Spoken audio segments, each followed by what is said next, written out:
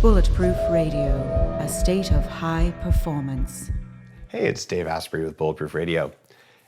Every now and then, I have just the perfect interview happen. And when it happens, I can feel it when I'm doing an interview, and I want to share it with you. The odds are pretty high that you haven't heard this episode. So I worked with the team here to remaster the interview because it was one of the most popular, most impactful ones. And I'm re-releasing it as a special edition for you. This has a separate benefit for you because I'm using some of this time right now to finish the final edits on the brand new book about mitochondria. I'm about to tell you the name of it and where you can find information on it, but this book is so cool. It's got so many other things in it. I'm going to finish editing the chapters to meet my deadline, and I'm offering to you right now one of the most impactful interviews I've ever done. I think you'll really enjoy this. Today's cool fact of the day is women are subconsciously more charming when they're ovulating. In fact, and this is documented, strippers who are ovulating earn twice as much money as strippers who are either menstruating or are on birth control pills. So if you have a big interview or a big date coming up, you might want to try and schedule it when you're ovulating. This is actually an unfair advantage that only women can have, and it's just not fair. Anyhow, it's also shown in a different study that your intelligence goes up if you're below average intelligence when you're ovulating, and it goes down if you're above average intelligence when you're ovulating. So go figure. Today's guest on the show is none other than Jordan Harbinger, who's a co-founder of a really popular website called The Art of Charm. And their website, funny enough, is theartofcharm.com. And it's interesting because Jordan, you might consider him to be part of the pickup artist community, which is not something that made him smile when I said that, but there is this thing, and if you're not familiar with this, there's a group of guys historically who've kind of hacked relationships to go out and basically, I'd say, take advantage of women. There's also a group of guys, one that I actually respect, who are like, all right, let's teach guys how to go out there and actually like be gentlemen and how to properly interact with women, because honestly, some of us, like me when I was a teenager and in college, didn't have a freaking clue. So that's why I'm having Jordan on, because Jordan, you've definitely had some positive impact on multiple people's lives, people I know who are like, I didn't understand what I was doing and I just needed to understand the ropes. So welcome to the show. Thanks. I appreciate it. I scheduled this while I was ovulating, so hopefully my intelligence goes up. Nice. Actually, me too. And you also scheduled this when you're wearing some kind of dorky looking Stevie Wonder glasses. What's up with that? Yeah, it's not just my Ray Charles costume, but I got this idea from you, obviously. And, we're recording late at night. It's 9:30, something like that. I mean, it's actually past that. And I thought, you know what? If you're going to wear your blue blockers, I'm going to wear my blue blockers. The problem is yours look much better than mine. Mine are kind of like the Jackie Onassis version of the blue blockers. And I'm also blocking some blue with this amber colored scotch. Nice. Bulletproof scotch. There you go. It's better than beer. Now, I'm going to show people who are watching on video what it actually looks like when I work in my office. I'm going to turn off the lights that I'm using for the video. And the other one. Bam. It just turned red, and I don't really wear my glasses at night. I just have red lights, which help with collagen synthesis. They make my skin look youthful. But more importantly, you do that, and it tells your body it's nighttime even more so than just not having red light.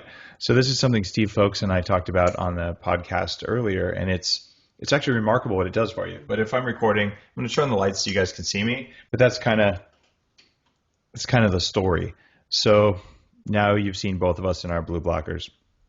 Excellent. And I figure, I've got to sleep after this, so let's do it. I'm not really hiding much here, so people have seen me in a lot of other videos, and the show is fairly popular in iTunes, so people know a lot of stuff about me, and now they get to see me look like a dork with a shiny forehead and some big goggles. Nice. And you got the nice headphones on. Like this is totally cool. For people driving, you're going, what are these guys talking about? Bottom line is, we're cool. So, right.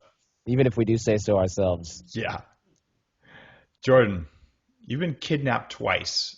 True. What's up with that, and what did you learn from it? That's interesting, because the first time I got kidnapped, I was 20 years old, and what I learned from it was don't take everything at face value. Because what happened was, and I've talked about this on my show in detail, so I'll give you guys the short version, of course.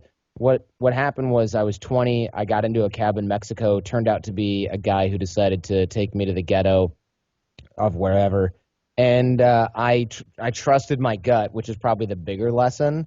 And didn't let him get out of the cab when I was at what people who investigate homicides typically call the secondary location, which is where the person takes you, the proverbial place where no one can hear you scream.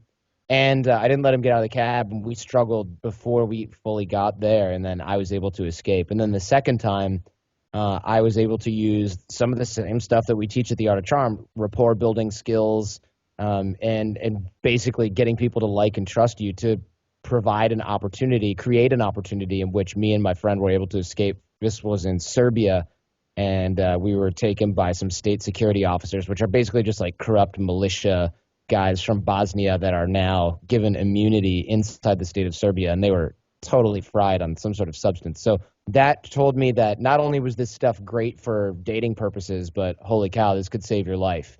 And so before that, the Art of Charm was always much more than just like dating and relationships advice. But given your intro, there are so many guys out there that are like, pick up artists, pick up chicks. What we teach at the Art of Charm applies to men, women, married, single, and our clients are, special forces all the way down to a guy coding JavaScript in a cubicle somewhere, because everybody uses this stuff for different things. And at the core of it is always authenticity, honesty, integrity, and that's really what it's all about. And it sounds funny saying that with sunglasses on, but when in Rome.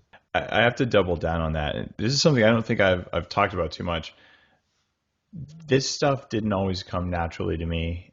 In fact, I had the symptoms of like Asperger's syndrome, and my brain didn't work very well. So when I realized it was important to understand like how to interact with others, I decided I would study it, but there wasn't the Art of Charm. So I used to go to the Stanford Barn, which is on the Stanford campus, and it's like this meeting place. So during the dot-com boom, every entrepreneur wanted to meet every other entrepreneur. So I'd go there like every Thursday night and just like, and I'm sure I was like stiff as a board and I had no clue what I was doing. And I would just like force myself to network with all these entrepreneurs until I learned the game, until I became good at it, until I developed, intuition and probably more normal social skills. But it took like 2 years of like probably 3 Thursdays a month going and practicing. And it would have been really cool if there was like some way to RTFM and take a course, because I totally would have signed up for it. Yeah. In fact, most of our clients are in this because they want to get a girlfriend, get married, and have kids. Very few guys sign up because they just want to play the field. And a lot of the guys that try to do that, we end up screening out, because I don't really want somebody here if they're just like, I need to get phone numbers and get women to like me. I mean, that's such a small-minded goal. And it's really, if you don't kind of get it, then I don't want you here in the same boot camp as a guy from the Mossad and the Special Forces, Army Rangers, Green Berets, and Special Air Service guys, because they're going to be like, boot camp was great, except for this Yahoo in the corner who everybody wanted to strangle. So we do screen our clients pretty well, and the boot camp's residential, so it's not like you can go back to your hotel room at night and get away from somebody that's annoying you. You're with the person 24/6 during a 6-day program, so like, if you got one guy in there, the whole experience is ruined for everybody. So it's key. And it really is it's so much broader than that. We have tons of women listening to the show. So it's very important to me that women go, every guy needs the Art of Charm, not, ooh, this is creepy and weird. And this is manipulative. We don't want that rep at all, because it couldn't be further from the truth.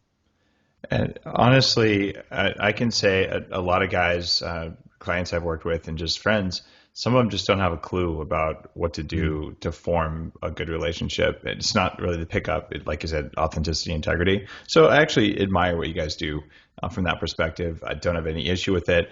I would not call myself, a fan of the general PUA, what's the ratio of girls you hit on to get a number at the bar tonight? Right. Like that kind of stuff is not what we're talking about. And it's actually kind of creepy, just like you're saying. So super creepy. Yeah. Draw a big line in the sand there, because, yes. It's fascinating. I'm a big fan of Neil Strauss's writing about that, because it's just too weird to not read, but it's not the life that I'd recommend for people who want to kick ass. Exactly. Yeah, I agree. There's a lot of overlap in the audience, though, right? Because Yeah. a lot of people who they go, "Oh, I want to learn to be really good with people, just like I want to learn to be really fit and really healthy." And they go, "Oh, there's this way to learn to be better with people, and I'm going to learn this." And it just depends. It's like if you find the art of charm first, you're like, "Oh, great." If you find the art of charm after you find some of the pickup artist stuff, you're like, "Oh my gosh, this is what I wanted all along." But if you go far down that pickup artist rabbit hole, you come out weirder than you were when you went in by a factor of about 1,000. So you got to be really careful because and you've talked about this on your show, and you know I've seen you write about this. Toxic information going into your brain is just like drinking poison. I mean, you might as well suck down rubbing alcohol if you're going to start watching videos of guys, meeting girls dressed, in Speedos, wearing rollerblades and stuff. That's bad for you. And you might think it's entertainment in the beginning. Rollerblades and Speedos? Dude, what do you watch?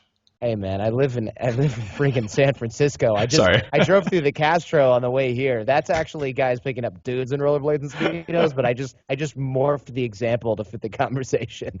But it's very true. I mean, that stuff can really poison your brain because then you don't really know what to believe. It's like getting bad health or bad fitness advice. You listen to enough people and you go, wait a minute, I'm supposed to eat 18 small meals a day because I've heard that in 25 different places. It must be true. And then you just get frustrated and you give up on the whole thing and go eat a pizza.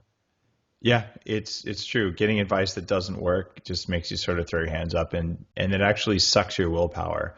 And a lot of the Bulletproof diet that's coming out is about willpower. And it just drives me nuts when bad advice just sucks all that energy out of someone that they could use for almost anything. But it's kind of funny that you mentioned kidnapping, or maybe I mentioned it to start, and then we got onto Neil Strauss because one of the things in his other book, Emergency, I did an urban escape and evasion course. Oh, I did that too. Oh, did you? Nice. Yeah. So it was amazing to get locked in a trunk and learn what to do when you're unlawfully detained in Serbia or not. But it is empowering to be like, oh yeah, I know how to handle that. It was kind of cool. Yeah, well, it's funny because I had another Art of Charm student. He learned how to pick handcuffs because that was one of the things we learned at that course. Yeah. And you get really darn good at picking handcuffs, like behind your back while they're on you. Yeah. Making the lockpick out of a hairpin. Well, this guy, and I'll keep the story short, I swear to God, but he always had lockpicks with him during the class. And we're like, listen, Batman, you can't bring your lockpicks out to the bar. And he's like, okay, fine. So we made him leave them at home one day on the last day of our field work where we go out during the day and at nights to sort of practice this stuff. And of course, what does he do? He finds a pair of pink furry handcuffs, handcuffs himself to a girl and goes, all right, guys, where's the key? Turns out they didn't belong to anyone. So the one day he doesn't bring his lockpicks for like the last decade is the one day where he handcuffs himself to like a 19-year-old Asian girl who's about 5 feet tall inside of a bar. Bear in mind, this guy's like 45. So she's like not stoked about it. And they're like, well, we can't call the cops because this looks weird. And so finally somebody brings a handcuff key. One of the Art of Charm guys had a handcuff key back at headquarters for one of my pairs of handcuffs that I was practicing on for this course. Mm-hmm. Brings it over and unlocks her. But yeah, I mean, you just never know when you're going to need to pick a pair of handcuffs. It's a funny skill, and it's shocking how easy it is. Yeah. It makes me scared for cops. One of my drawers over here, I have the pair that I practiced on after I finished that course, and it's probably in the back of the drawer somewhere, but I haven't done it in like 3 years, but it's a neat little party trick. Yeah, especially when you take a hairpin and you make the pick with the handcuffs and the pin while you're handcuffed. And before people, once you get really good at it, it's like before you're finished explaining what you're going to do, you're like, and here's a pair of handcuffs. Yeah, cops should definitely watch out for that. Yeah, no kidding. I bet they don't like that trick, though. Yeah, I hear that if you hand them their handcuffs, that you usually get to taste their nightstick. So it's just not a good plan. Don't chase me, bro. Yeah, and like, don't do things to get handcuffed. It's just easier. Mm-hmm. So we talked about getting kidnapped, and we talked about some of the other cool stuff you've done.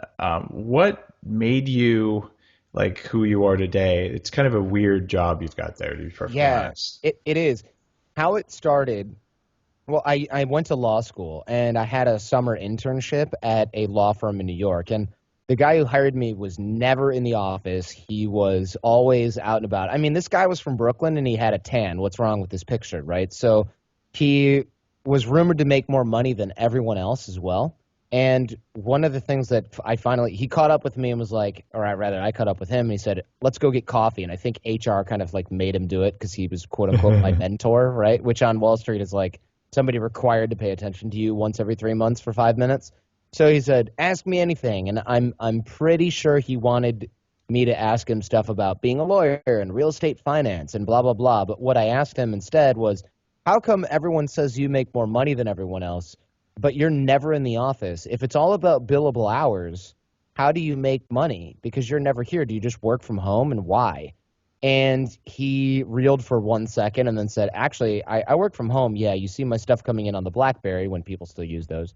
But really what I'm doing is more valuable than what the other technical lawyers are doing, because I noticed the other partners were there at like 1 o'clock in the morning on a Sunday. I'd walk in to get like a Coke, just drunk because we had a pantry. And I'm like, no one's going to be here, right? And sure enough, all the partners are in there cranking away. And I thought, ugh, what's going on here? You know, they're closing deals, wrapping things up. Well, I told him that, and he goes, listen, technical skills are great. They're valuable. Those guys' job at the highest level of technical skill, they can bill probably $1,000 an hour, maybe even close to that. Billing, going through documents, doing a deal for an investment banker. But at the end of the day, their billable hours are what make them valuable. For me, I'm bringing in business to the firm. So I get a commission on that, and I can bill my time as a partner, but I can bill the time that I'm selling the deal to the firm itself, not to the client. So the firm literally pays him a bonus plus his normal salary plus his billable hours just for going out and making nice with tons of bankers and people that bring deals. So I thought, wait a minute, this changed the way I look at work, because what this means is you can, not only at the bottom level does it matter who you know, because that's how I got the job there in the first place, but at the highest levels of this business, what you're telling me is technical skill becomes even less valuable as I go up the ladder, and people skills become even more valuable. So I sort of grafted in my head, and I'm like, okay, in the early stages, technical skills don't matter because you're useless. You're an overpaid secretary as a lower associate. Then like 5 years in, it's all about your technical skills, because you're really, really useful as a lawyer, but you're still kind of cheap enough to the firm where they can make a ton of cash on you. And then as you become a partner, your technical skills are at their peak, but you're really kind of flatlined in terms of the money you make unless you're bringing in business to the firm. But most people can't do that because they're weirdos that have spent their entire last decade in an office filing briefs. So the guy who's out golfing, doing jiu-jitsu, going on charity cruises, that's what this guy was literally doing. I remember he had a knee brace once, and I was like, what happened? And he's like, I did jiu-jitsu with a bunch of guys from Morgan Stanley on the weekends and stuff. And I'm thinking, you're going out and living, and then you come back and go, oh, yeah, I need $1 million check for bringing in, Bear Stearns' biggest real estate deal of the decade, to our law firm. And I thought, okay, I'm going to work on my networking skills. I'm going to work on my people skills, because I don't want to be competing against all of these guys who don't care about their life and are willing to just throw it all away for billable hours and technical prowess, especially because people skills seem like more fun. And at the end of the day, they're more lucrative. And you know what happened? A few months later, a year and a few months later, the firm went under because it was heavily leveraged in real estate finance. He walked into another firm and he got a job as a partner. And I know that because the Sirius XM was in the same building as this other firm, and I was broadcasting professionally by then, doing The Art of Charm on satellite radio. And so it was amazing because I was like, oh my gosh, this guy walked out of there. Everybody else is in early retirement, and he walked in as a partner to another firm because he had a client book and a ton of friends. And that's what made me start The Art of Charm as a podcast in law school, and later as a satellite radio show, and now, of course, again, as a podcast, because there's a lot of guys out there and girls that are busting their tail, learning how to be the best CPA around, learning how to be the greatest architect, and they're going, I graduated from a great school. How come I can't get a job? And then some yahoo like me walks into the office and gets a job because I know the other guy's college roommate, and boom, my resume goes in a different pile and becomes a formality. That sounds like the long version of it's not what you know, it's who you know. Yes. And there's something to be said for that. And you got to know the basic what's.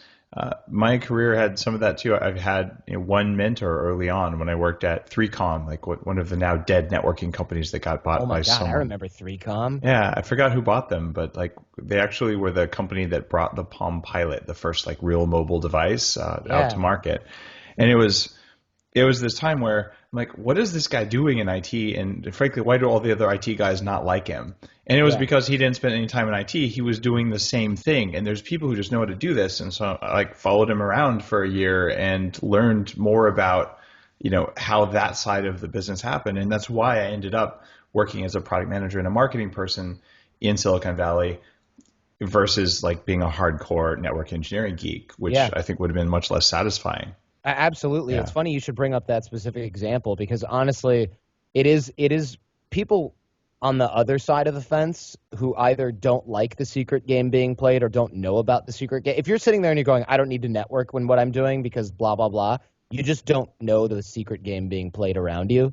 And if you don't like it, it's because you're last picked for kickball, most likely, because a lot of people go, yeah, it's all about who you know. It's not what you know. That's a bunch of BS. I hate that. And you know what? I say, thank goodness it's all about who you know, because now I don't have to be a guy who works 85 hours a week grinding away at a technical skill, because if you're in a job that requires even a billable hour-centric job like a lawyer, if you have the people skills, people go, you're now officially the exception to the billable hours rule because you're the only guy who can sell the firm. And for your example, I met with a couple of my friends in Silicon Valley here. I live in San Francisco. They're biz dev guys, business development. Yep. And basically these guys are really, really good networkers and front men that work in an office full of genius coders that can create amazing products but can't even look anyone in the eye to shake their hand. And these guys are the lifeblood of a company because imagine a company like Dropbox making an amazing product and then somebody goes, well, what does your product do? And they're like, well, it allows us to cloud store, blah, blah, blah, blah. And everyone's like, what? And then the biz dev guy goes, imagine your hard drive is in space and you have unlimited storage and you just drag things to it. And anytime you have an internet connection, you use it just like it's connected to your computer, and other people can use the same hard drive. So you can use my music and I can use my music just like we're in the same room. And they go, oh my God, I totally need that for all the documents that we use at Google. How much is it? And you're like, $1 billion. And they're like, great, that would save us $1.4 billion. I'll take it. And guys like that, they network and they do these things all the time. One of the biz dev guys that I interviewed for The Art of Charm, he doubled his salary in 2 years because he got raises every freaking quarter because he just kept bringing in money. And eventually they refused to pay him more, and he left and started another company and started another company with people, and he started higher than that doubled salary, and he continues to double his salary because even the VCs that invest in his company are like, oh, fine, we'll pay you more because you're going to leave and we can't afford that. It's funny for people who are running companies listening to the show, and there are several that I know of. I think they all already know that you never stop paying the guys who produce the most. In fact, the reason that Perot Systems, Ross Perot's company, was formed is because he did that at IBM. He like made his annual quota in a month. He's like, keep paying me, and they're like, no, and he's like, there's the door. See ya. Started a competing company that's been harassing them for 30 years now. Yeah. So don't feed the enemy that way. Pay your good people. Yeah, you have to. And confidence is a skill. A lot of people are going, great, so I don't have people skills. I wasn't born with this. Thanks a lot for rubbing it in my face. And what we do at AOC, at the Art of Charm, our job is to teach emotional intelligence and quote-unquote people skills, not just networking, not just dating, but people skills, emotional intelligence in a way that anybody can learn and master. So you can come in and say, I just got divorced and I've otherwise been coding, Python, whatever, in a cubicle for a decade. What do I do? And we can come in and say, okay, let's fix your nonverbal communication, your body language. Let's teach you how to read it in others. Let's teach you proper eye contact, vocal tonality. And I don't just mean really basic stuff. We can teach that, but some of the guys that come in, like the special forces guys, those are commanding presences. They're here because they want to be able to humanize themselves to an enemy, really get people to like and trust them, lead people quite possibly to their death by being charismatic enough to generate a strong connection. That's the same skill set tuned to 11 instead of 4. So one of the things that intrigues me here is you talk about training confidence or building confidence. I mean, is confidence a learned skill at all, or is it something that's an integral part of you? No, that's a great question. And that's the thing, is nobody's born with it. And sometimes people go, well, that's not true because I know young people that, my brother was always confident growing up and now he still is. Well, here's the thing. Some people are born into environments or create environments around them at younger ages where confidence makes sense. And so we take our mindsets largely from, of course, ourselves, but also external circumstances. So if you're young and you love reading science fiction and you don't like going outside to play because you're smaller than the other kids, you're going to grow up feeling like, wow, social interaction is kind of painful because you got bullied. You don't like it. Being alone makes you feel safe, that type of thing. And then you get out into the working world where it matters who you know, and you're like, I don't want to have to get to know new people all the time. I want to isolate and code by myself and plug in headphones and work in an office with a few people or work from home. That's because of course, there's some genetic aspects to this, but most of it is environment. Now, on the other hand, you might have had a brother who was half a foot taller than you and weighed 50 pounds more, and he was really good at sports. I mean, just pretty much everything he tried, he nailed it. He wasn't that great in school, but it didn't matter because we don't prize that as kids in America. We prize athletic prowess, and so he became the coolest kid. Everybody wanted to be his friend, and so he started getting used to social interactions, parties, girls, attention from the opposite sex, dealing with authority in the way that only he knew how, which was like, whatever, bro, I'm cool everywhere else. I don't care if the third grade teacher thinks I'm a troublemaker. That guy turned out to be pretty damn confident because none of the pain of social interaction is associated. He doesn't associate any of that stuff, right? And so even though you grew up in the same house, you had vastly different feedback as a kid. And that's what creates those complexes because a little emotional wound or a little emotional seed as a young person grows into an entirely complex, different set of beliefs as an adult and as a young person for that matter as well. And one of the things that we will teach at the Art of Charm is your beliefs influence your actions, which influence your results. So you can't just, it's like the pickup guys, you can't just pretend to be this cool guy and then suddenly everybody likes you and treats you differently because you don't believe it. You'll self-sabotage. It won't work. But if we can change your mindsets to something that is working for you, your body language, all those nonverbals will naturally fall into place, and that will influence your results. And then what happens then is people start treating you differently, and then you go, oh, maybe I am this confident, charismatic guy. And after a lot of habits are ingrained, a lot of things are internalized, people start treating you a lot differently, and therefore you start living the part. You start acting the part. And your mindset changes to where that identity level shift happens where you're like, oh, I might be kind of like a core geek, but I'm not an insecure core geek because you've addressed the problem. No one else sees you that way anymore. So you stop eventually, if you let it go, you stop seeing yourself that way too. And this isn't just like woo-woo, meditate on this grasshopper. There's science that shows our physiology changes the way people react to us just as well as it changes our mindsets. And of course that our mindsets are what program our physiology. So we work on manually addressing mindsets, physiology, and of course giving you a lot of exposure to the ways that those things change. And that's what boot camp is. It's just constant drill and exposure to stimuli that are probably pretty terrifying, and videotape it and go over the tape with you and say, this is what you look like when you're talking to a stranger. And this is how you sound when you're trying to convince somebody of something you don't believe in. And we do that enough for 6 days, and it will change your mindsets. I mean, everybody breaks, right? I mean, it's not something we say at AOC, but we should. The power of feedback, whether it's from a tech gadget or whether it's just from a system like that, it's amazing. I taught at the University of California for several nights a week for like 4 or 5 years. And so I've got tons of time. I'm just not nervous in front of a crowd because like once you've given enough lectures, you're like, I've given a lecture with my zipper down, whatever. Like it just doesn't matter. On right? purpose, no less, right? That's how you lost your job at the university. Well, so I thought I was good, and I'd done a lot of keynote work, and then I trained with this guy Jerry Weissman, who wrote one of the major books about this, exactly the same process you're talking about, but what you do on stage. And this guy's, ruthless video camera and, every little thing, like, oh, no, do that, no, eye contact. And I thought I was pretty good. And this guy completely upped my game. It took 4 days, and it was just for what you do on stage. And honestly, some of the reason that I'm successful today is because I learned how to project my energy, and I learned how to calm down, and, there's a whole anxiety thing that I don't have anymore.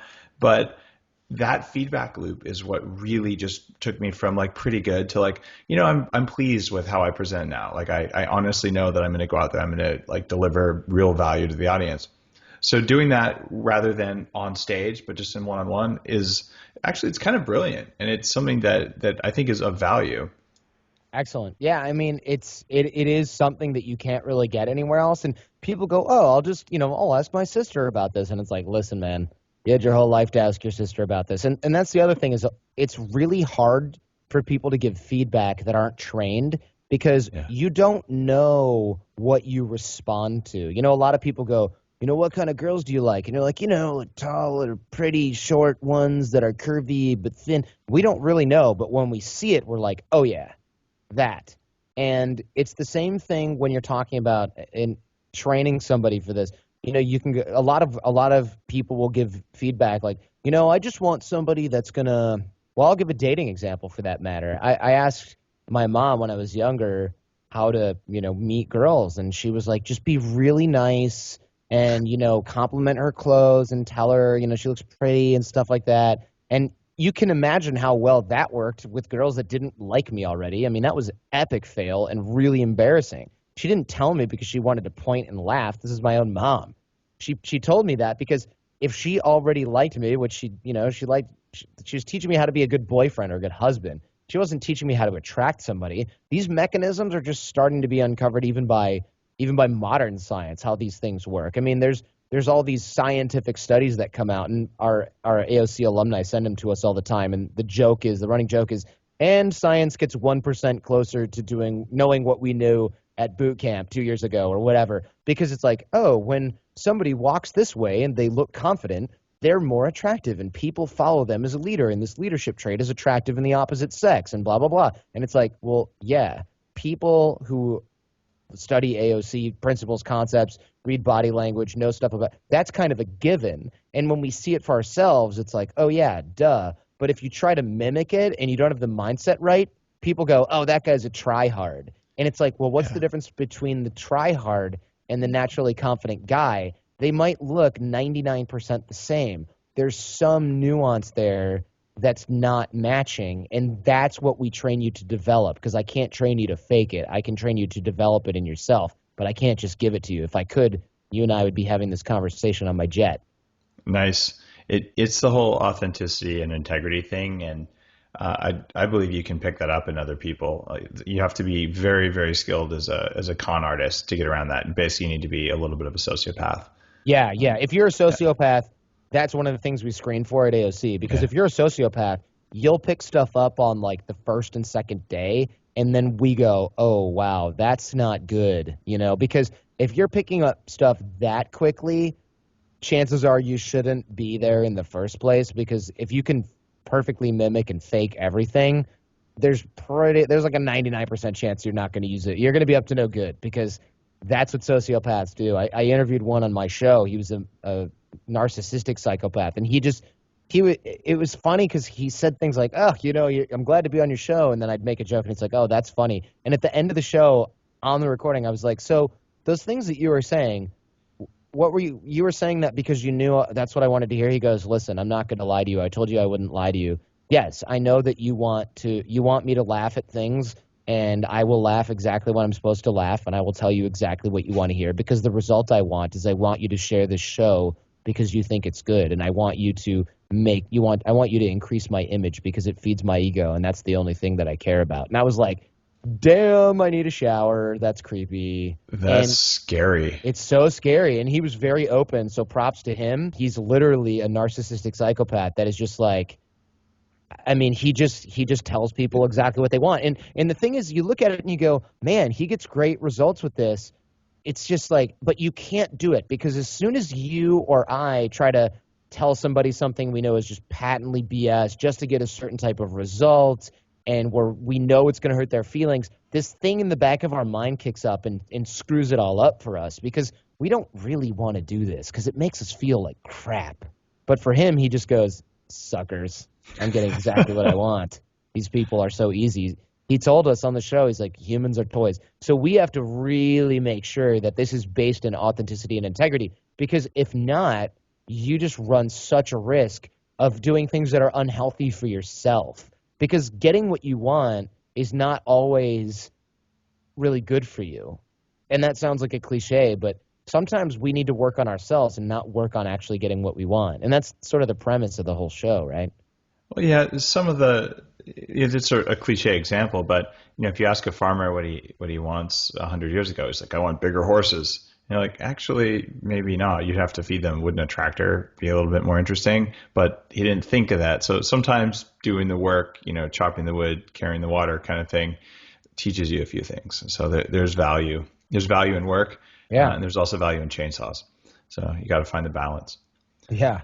So I'm still a little skeptical that you can really train confidence other than through like a feedback method like that. Like, are there exercises you can share on the show for people to, I don't know, have better nonverbal communication, more confidence? Sure. Like Yeah. throw out some knowledge here. People want to hear it. Yeah, it absolutely, by the way, it is absolutely a feedback system. All we can do are give you the tools, run you through countless drills so that some of this stuff starts to get internalized, start to build habits with you so that when you leave, you continue to work on it. And we give a lot of support coaching after the fact as well, because no, you won't come into a week-long program and come out being like, da-da, I'm totally a new man. You'll feel great and you'll continue to move forward, but you can't learn confidence because of the process of it's really a process of unlearning a lot of crap that you've picked up over the last 35 years or however old you are when you come in.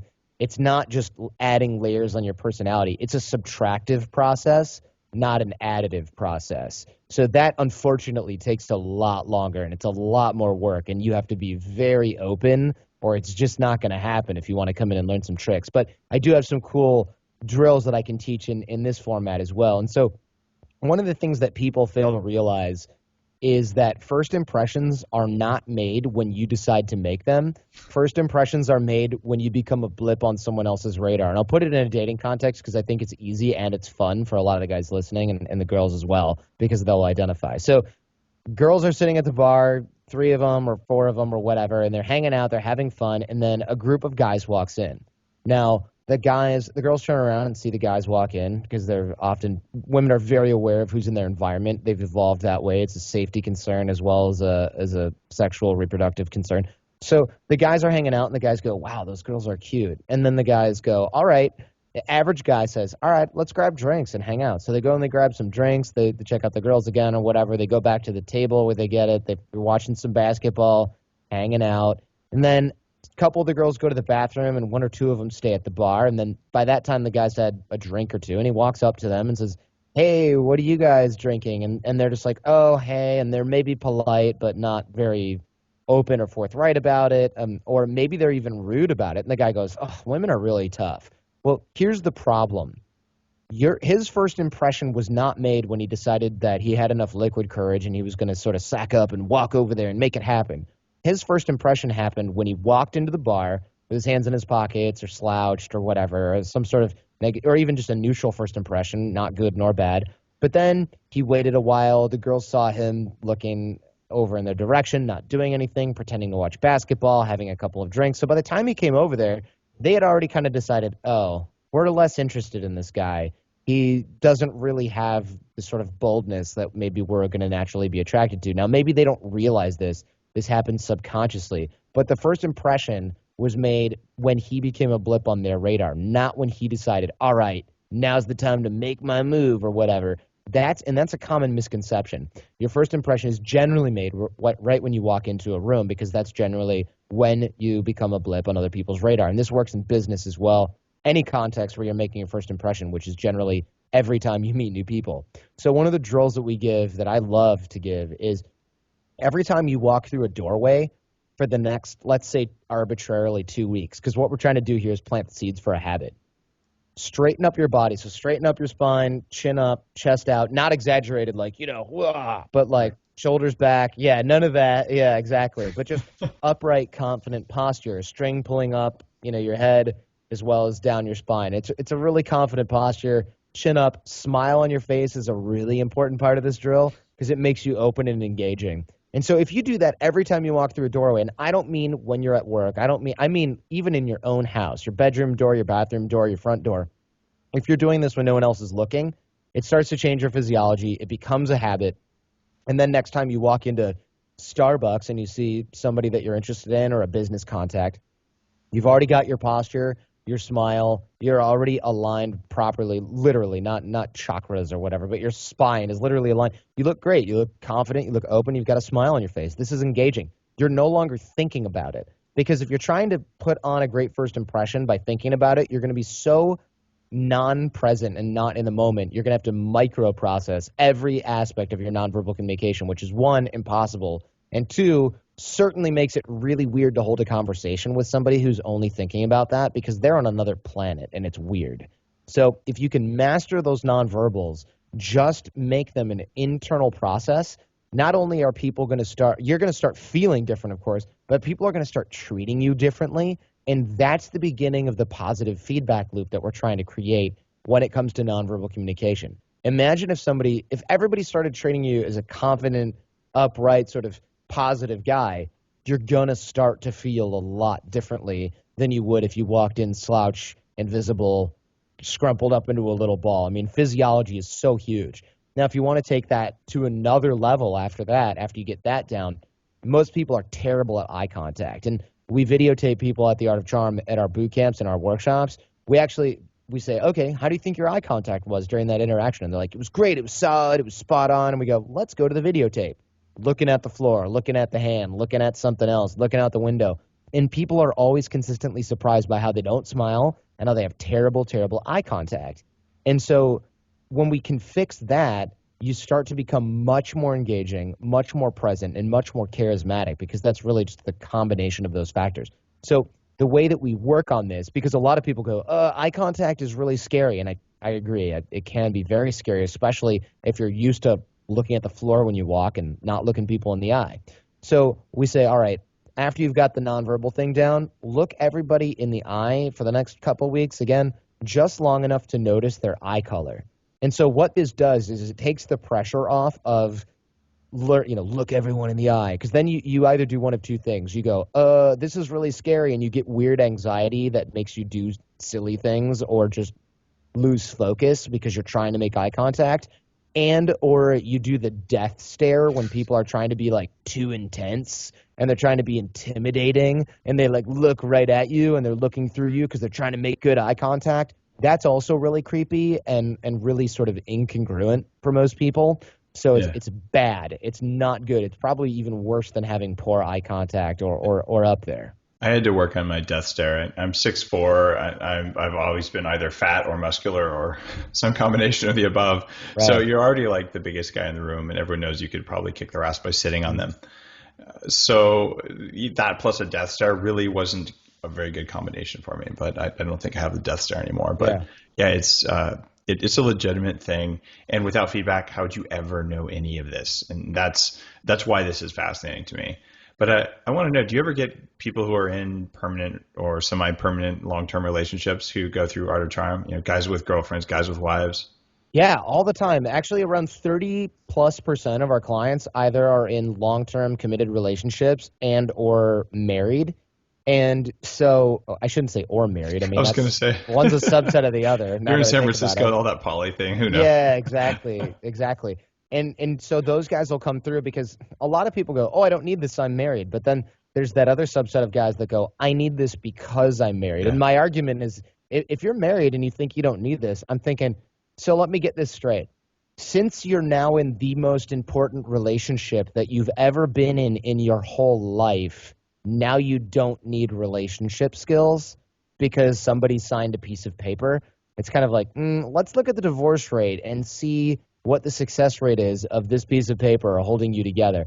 I think you need it more when you're in a committed relationship because your communication matters more. The things you're going to teach your kids matter more. It's not just about like meeting girls on the internet or something like that or at bars and clubs. It's more of a communication skill set. So yeah, actually around a third of our clients are in relationships, married, wanting to put this stuff into practice both in their relationship and or their business. And that's really where this stuff shines, is because if you're in any kind of role, sales role, or even just selling yourself, because people buy you, right? Inside work and outside work. Nobody buys a product. They buy you. Even if you're a developer, you're still in sales, whether you know it or not. Like whether people take your proposal for writing a new API seriously or not, it's sales. And it's just easier for some people because they have the skills or because they grew up that way. And that was something that was kind of hard for me to learn. Like the best tech rarely wins. Yes. The best tech that could be explained by someone coherently in a way that made other people with money want to do something always wins. Exactly. I mean, think about it. Look at something like Windows, right? And not to pick on that, but like Linux is just obviously so superior. And yet, why does everybody run Windows? Well, at some point, and I know some tech guy's going to email me and be like, this is wrong. But at some point, they were just better at selling that dish, right? They were just really, really good at getting that into people's hands and being like, look how easy this is. Linux is actually easier, doesn't break as much. I mean, there's a million things that are better about it, but Windows is the dominant OS. Even with Mac OS out there, it's dominant by far. And that's because somewhere somebody was able to. And part of the rise of Apple is because people go, hey, look how awesome and easy this is to use. And it's so intuitive that it sells itself. But you have to do that about yourself, to your product. I go to these conferences all the time, and people have awesome apps. And I tell them, you know what? This is so great. It's too bad you're going to fail because nobody's ever going to find out about this because you needed 58 minutes to tell me how this thing worked, and it's totally going to be life-changing. This other guy has a thing that does what yours does, maybe 10% of it, and it doesn't even do that part as well, but he told me in 30 seconds, and so now I want it in 30 seconds. If it takes you 30 seconds to close somebody to get that little app, and it takes you 58 minutes to close somebody to get that big app, you're going to lose. I mean, it's just not going to happen. And people buy you. They don't buy your product. They don't buy your service. They buy you. People buy things because they like and trust you. They can relate to you. And anybody who hires anybody at their place of work knows, and there's even, they call this in consulting and in Wall Street, they call it, I think it's like the airport rule.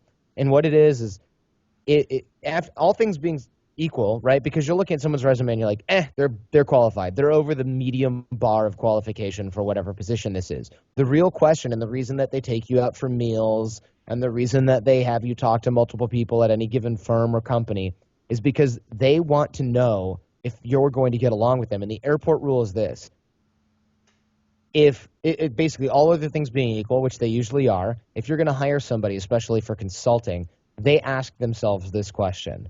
Can I stand this person if I'm stuck on a layover with them for 12 hours? And if the answer is no, you're not getting hired, even if you have a sterling resume, because they know that nobody's going to want to work with you. And when you're in consulting or law or any position that's high-level professional, you're working 12, 14-plus hour days with those people. And if there's somebody there that everyone hates, it screws up everything and costs millions of dollars in lost productivity, damages, all kinds of stuff. They've measured this, and they just won't hire you. No amount of money, no amount of brilliance you bring to the table is worth having you there if people don't like you, and so they'll test that.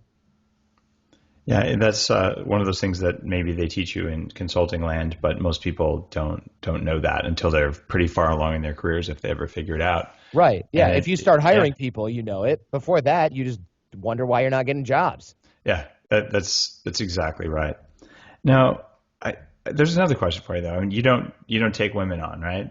No, it's for guys only, and the reason for that is, and you know this just because you know a lot of guys, and I'm also, we're the same way, I'm sure, at least at some level. If I'm having you come in and I'm saying, tell me how you got to where you are now, and I mean the bad stuff, and share it with everybody and learn how to be vulnerable for the sake of learning communication, you might do that with a bunch of brothers that you trust after hours and hours and hours. But if you throw one girl in there, even if it's my maid cleaning up my kitchen during boot camp, we will pause because the guy will go, well, when I was little, my parents didn't pay a lot of attention to me. And then his glance goes right over to her because he's self-conscious. And it's really, really hard to be vulnerable as a guy. And it's basically impossible if there's a female in the room. It's evolutionary.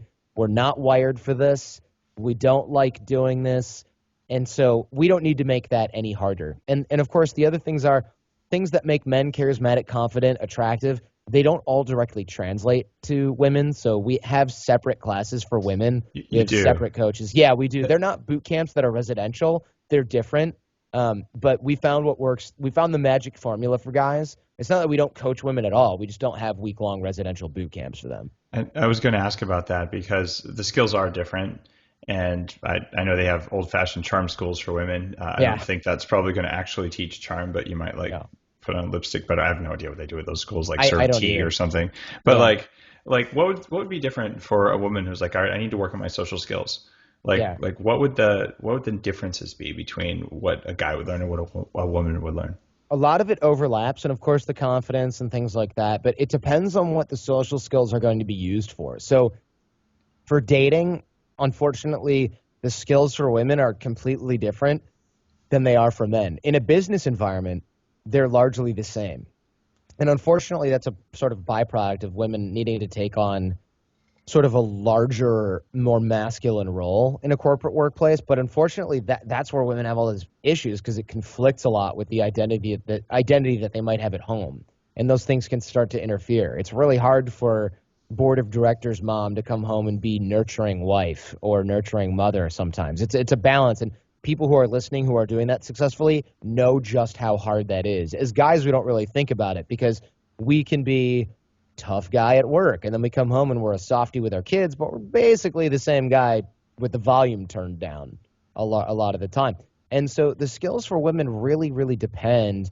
For women, they're much more adaptive, right? It's much more, all right, what do I need to give this person in this situation? Who do I need to be right now? And it's more about choosing your role in a given situation for women than for men. For men, we kind of know, okay, I need to be nice to this person because they're a kid and they're going to cry, or this employee only responds to this. But for women, they have to know, all right, I'm in the workplace. Does this person need a foot in their butt, or do they need a little bit of hand-holding and nurturing? Because women are really uniquely suited to be more adaptable than men are in these roles. You know, if you're a mid-level or high-level manager as a female, you might go to your younger employees and really show them, hey, listen, I care about your development in your career. I'm here to nurture you and also here to crack the whip when necessary.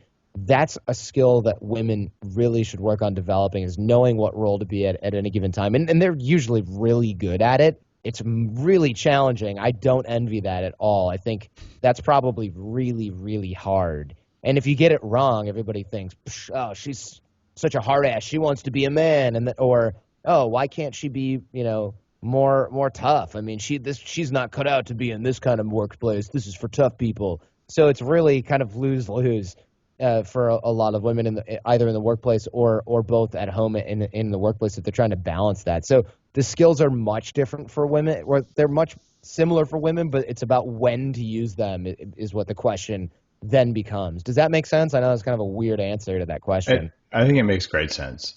And I've always found if I want to get stuff done in a meeting in corporate America, I love having at least one woman in the room because the guys tend to do a lot less chest thumping and all that. Yes. But I also know a bunch of women who really don't have a lot of social skills. Yeah. That's probably because I've worked in Silicon Valley for so long. And it's like clearly social skills training is just fundamentally different for men and women, and there's got to be an overlap on the Venn diagram. But I'm just trying to put myself in their shoes, and it's hard to do because I'm a guy. But yeah, it's basically impossible. It really is.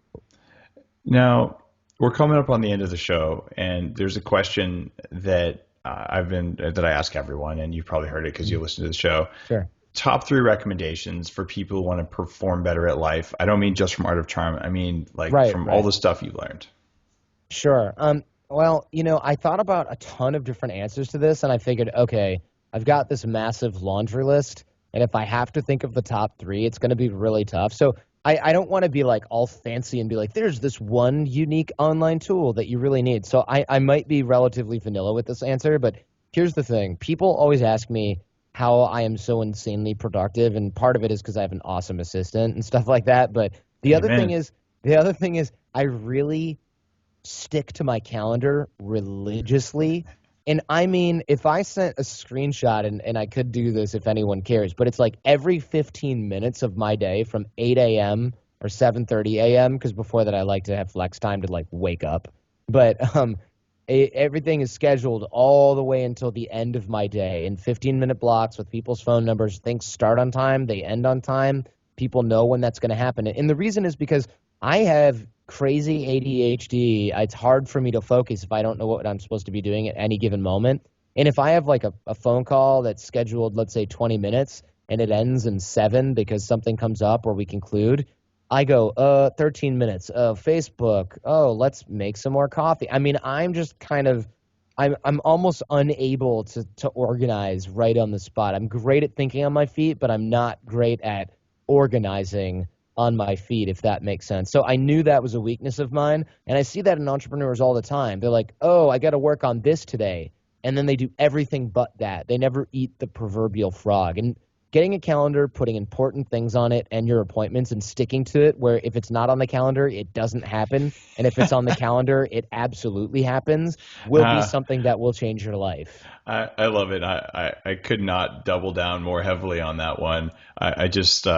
I was literally complaining to my wife tonight that she didn't put something on my calendar that she wanted me to do. I'm like, if it's not on there, I'm not going to remember. It's tomorrow. Like, for God's sake, tomorrow morning, you want me to remember? Yeah. And it's like, I just go to the calendar. So yeah, calendar and productivity. I love that one. Thanks for saying that. And by the way, no one's ever said that in the entire like history of the show. So that was awesome. What are your other two? It's funny because that's such an easy and obvious one, right? And yet it's totally not. Yeah. Another thing that I think is great, and it's sort of like this might not be the greatest tool of all time, but I make a lot of introductions, and usually it's something like this. Hey, can you introduce me to Dave Asprey? Sure. Hi, Dave. I'm CCing my friend Jordan Harbinger. I think he would be a great connection for you, your show, and blah, blah, blah. A little about Dave, a little about Jordan. And you read it, and you're like, okay, and I really have no real feel for you other than that. I just kind of like ask for that intro, and you don't know me from Adam. So I use SoundCloud, and I stole this from our mutual friend Jason Gaynard as well. Yep. I use SoundCloud, and I record an audio introduction where I'm like, hey, Dave, this is Jordan. I want to introduce you to my friend Sam. You know what? Blah, blah, blah, blah, blah. Here's a little about him, a little about me. Because it's I don't know what it is. It's a hell of a lot more personal. It's a little bit harder to refer to on the fly because it's audio, but you feel like, oh, I'm kind of getting introduced to this person almost like I was right in front of them. And you hear how people describe them, and the vocal tonality and some of the nonverbal communication really comes into play, that you sort of get a subconscious feel for, oh, this guy gives off a certain vibe. He relates to people in a certain way. So I make intros using SoundCloud instead of just email. And that has resulted, according to people that I've introduced to each other, in just a much higher success rate, a much higher hit rate. And honestly, people accept the introductions a lot more when I do it that way. So if you make a lot of introductions, and I think most entrepreneurs do, and most people in general who are kind of just kicking ass at life, they do that. Try it instead of email.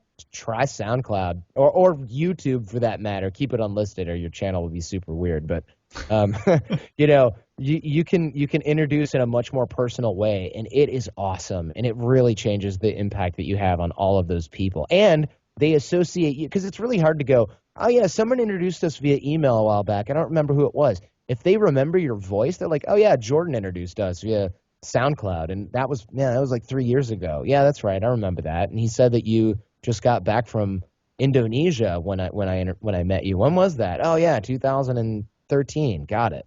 And it's such a better way to introduce people. So SoundCloud for introductions is definitely one of my tops for sure.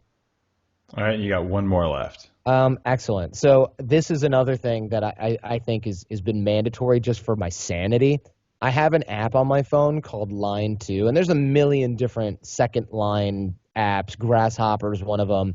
This is a phone number I can give to anybody. So, I know you probably don't just go, hey, everybody, call me on my cell phone, because that would be just time management suicide. So you have to think about who you give your number out to. And with this app, I've got Line 2, you don't ever have to think about it. You go, yeah, here's a number, and you can call anytime. And even if they're in Australia, if they call you at 4 o'clock in the morning, it doesn't matter because it's off at night. It's got hours. It can set hours. You can give it to somebody that you meet once for 5 minutes, and if they turn out to be a weird stalker person, well, they don't have your cell phone number. They have a Line 2 number that you can turn them off and block. And you can block in your regular iOS too, but you don't want them calling you from different numbers and blah, blah, blah. It's very different. You can text with it. You could turn it off during certain hours. It has a separate voicemail inbox that emails you things. So I can go on vacation, come back, and I've got all of my voicemail emailed to me from that phone number, tons of text messages that I can also check online. And it's become just like literally like having a second phone that all meshes into my one device. And I never have to think about who has my contact info. I never have to think about calling somebody and them having my number and then what. I never have to worry about missing a message or anything like that. And it's cheap. It's like $15 a month. And I think it's like I can get a toll-free number for, I think, like an extra $5. And it's amazing. It really will change the way that you communicate with people because you don't have to pre-screen people. You can just let anyone contact you if that's what you want to do. If you're in a sales role or you're running a business, you want that. But damn, you don't want them to have your cell phone number. Nice. Protect the number. Yeah. I have a different strategy on that front. I'm just booked every 15 minutes of every day, just like you, but I'm usually, because I live on an island, I'm almost always on Skype or on the phone. So you're going to call me on my cell phone, you're going to cold call me. It's like, yeah, like, who the F is this? I'm not going to, even if I know who you are, like I want to talk to you, but I'm recording a podcast or I'm talking to someone. Right. So it's like, maybe you ought to schedule that call. Yeah. And otherwise, I'm probably not going to do it because I'm either playing with my kids or I'm working or, being a dad, being a husband. So like, I don't know, I guard my time really carefully. And it's not because I'm a jerk. It's just because otherwise, like there isn't any time. I think you're right. I think it does come down to guarding your time. The only thing is when you're first starting, I think a lot of people aren't like, I had to get time Nazi mode develop over a few years. It didn't happen right away because when you're first starting, you kind of don't have a choice. If somebody who wants to buy something from you and you only get that once in a blue moon calls you at 11 p.m. because they're in Australia, you're going to answer it. But here's the thing. It will drive you insane. And if you're married, it's going to just ruin your relationship if you take calls at 1 o'clock in the morning from bed. And the best way to do that is to not know you're getting a call. Yeah, I put the airplane mode on at night. Yeah. And if someone wants to call me, actually, there isn't a way to reach me at night. Like, I'm sorry, I'm asleep. I'll wake up and, maybe I'll miss an important call. So be it. I got my sleep. It was worth it. Right. And you and I can afford to do that, I think. But I think in the beginning when you have to be uber hustle mode, like things will blow up without you and burn down and your business is gone. That's not going to happen to you. It's not going to happen to me. But if you're bootstrapping and something crashes and they can't reach you and you've got a demo in the morning, well, dang it, you need your phone on. But you need to have like circles of trust and stuff like that. And this app kind of helps you make that happen. Awesome. Well, Jordan, thanks for being on the show. It's been fascinating to talk about that other side of high performance, like high performance relationships and just kind of owning your own behavior, even when you're not aware of it. URL, Facebook, Twitter, like what coordinates should people know about so they can learn more about what you're doing at Art of Charm? I think, honestly, since you guys are already watching / listening to a podcast, just check out The Art of Charm in iTunes or Stitcher or wherever you listen to podcasts. And, of course, if you're one of the rare few who stream from the web, theartofcharmpodcast.com has, our 300-plus hours of stuff. And we have an app for Android, an app for iPhone that streams and plays it, too. So people can get that a lot of ways. But I'd say, like, don't necessarily, like, not necessarily like, hey, buy this thing from me. I mean, I've got so much free stuff.